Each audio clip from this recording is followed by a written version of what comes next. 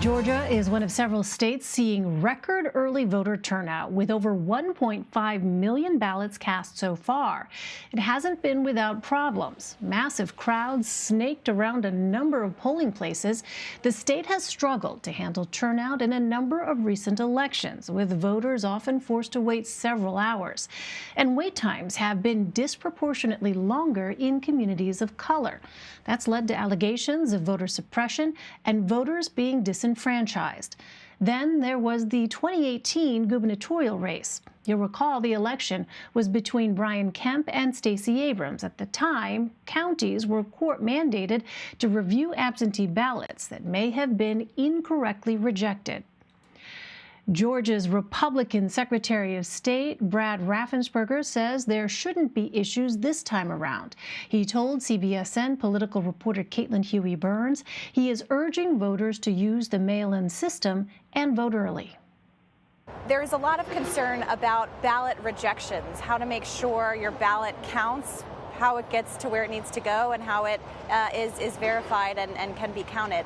What should people know? What should people be aware of to make sure that their ballot counts? Well, if you're voting absentee, we also stood up a system called Ballot Tracks, and you can set that app onto your phone, and you can actually track your absentee ballot, through the process, and then you can see if it's been accepted.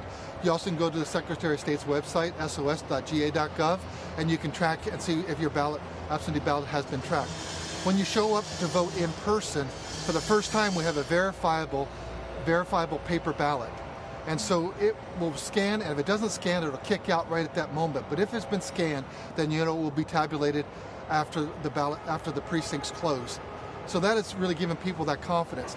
There's been a lot of rhetoric around this election and how to cast your vote. The president has called this election rigged. Is it going to be rigged here in Georgia? Well, in Georgia, we have the appropriate guardrails to make sure that we can secure the vote.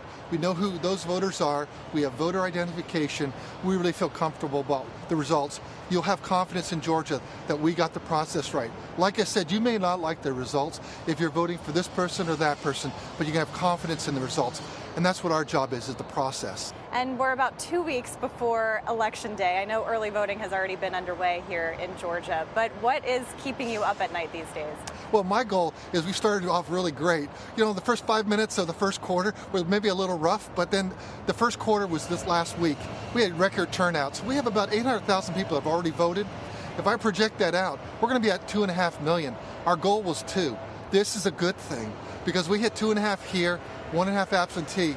That means that maybe we'll have a relatively easy day of just 2 million folks showing up for that 12-hour period of Tuesday, November 3rd, and that'll be a great day. So your goal is to have as many people that can vote early as possible. Exactly. To kind of alleviate. We're telling everyone, vote absentee, vote early. Okay, so you're encouraging absentee voting. Oh, absolutely. Absentee, early, both are great, and make sure you get your votes in. It really makes it easier on you, the voter, because we're going to have big lines and big turnout on Tuesday, November 3rd. That's what happens when you're voting in a pandemic. When you space voters out, people will be wearing masks. It just takes a little bit longer. And Caitlin Huey-Burns joins me again from Atlanta. She's inside the State Farm Arena, which is Georgia's largest polling center. Caitlin, really interesting to hear your conversation there. We just heard the Secretary of State say he is confident the process will not be rigged. What safeguards are officials taking to ensure that voters trust in the process? That's right. Interesting to compare what he was saying, he's the Republican Secretary of State, to the rhetoric coming from the president. The Secretary of State told us that we can have confidence in the results. And he also talked about the ways in which they are working hard to verify everything. Voters here have to show identification. He said his office has been focused on making sure that voter rolls are updated. You can't receive an absentee ballot here unless you request one. So those are some of the things that he was saying. And he was also emphasizing the importance of voting absentee and voting early, getting your vote in so you can alleviate these long lines or help to alleviate what could be long lines at polling locations and kind of ease the process. Plus, that way you can know that your vote is getting in and that you can track your ballot with your county. Well, was the secretary confident that there will be results out of Georgia on election night, November 3rd? I asked him, and he was confident that even if it was in the wee hours of the next morning, that they would have results. They're all done by counties here, and the biggest difference that separates a state like Georgia from some of these other states in the Midwest that we've been talking about, like Michigan, Wisconsin, and Pennsylvania, is they can start processing ballots here in Georgia before Election Day, and that really helps to ease the load on Election Day, ease up the system, and that's something that gives him some confidence that they'll be able to have results on Election night. Yeah, well, early voting in Georgia is already at a record-breaking pace. Here's what the secretary said about the numbers the state is on track to beat. We prepared for it. We're expecting probably over 5.5 million voters. So if you look at where we are right now, over 1.6 million absentee ballot requests. Right now, we're over 800,000 people that have voted in person in our first week, which is record breaker. So we're figuring that maybe 2.5 million people will vote in the early cycle. That puts us at 4 million, and then another 2 million could vote on Election Day. So we could be pushing 6 million voters. So how would that compare to 2016? What would the increase be? Oh, it'd be well over 1 million additional voters this year. So, Caitlin, what's different this year when it comes to voting in Georgia? Well, one of the things that's different is the arena where I'm standing right now. This is State Farm Arena where the Atlanta Hawks play, but today it's an early voting location. For 16 days, there's early voting here. This is the biggest early voting location in the entire state. And it's a massive place, so it allows for social distancing. People that we've talked to that have voted here say that the process was really smooth, that they got in and out in about 15 minutes. You can also kind of enjoy seeing your stadium in a different light. It also is being cleaned regularly. We've seen staff here on the floor cleaning these voter machines.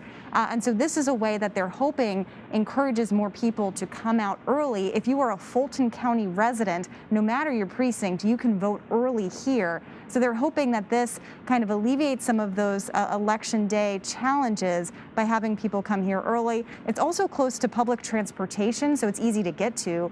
And they're also providing free parking, which is important for voters that want to know that they can come in, cast their ballot, and be able to leave. So places like this are designed to help the voting process go a little bit more smoothly, because we remember those headlines in Georgia during the primary, people waiting for hours and hours and hours in line. And that's why you're hearing from the Secretary of State and election officials here that if you can vote absentee and if you can vote early, do so. And we've talked to voters who were very concerned about those long lines, and that's why they have been showing up early to polling locations like this. And they also just want to make sure that their ballot gets in time to be counted. Well, President Trump won Georgia by about 5 percentage points in 2016. Our latest CBS News battleground tracker has the race as a toss-up.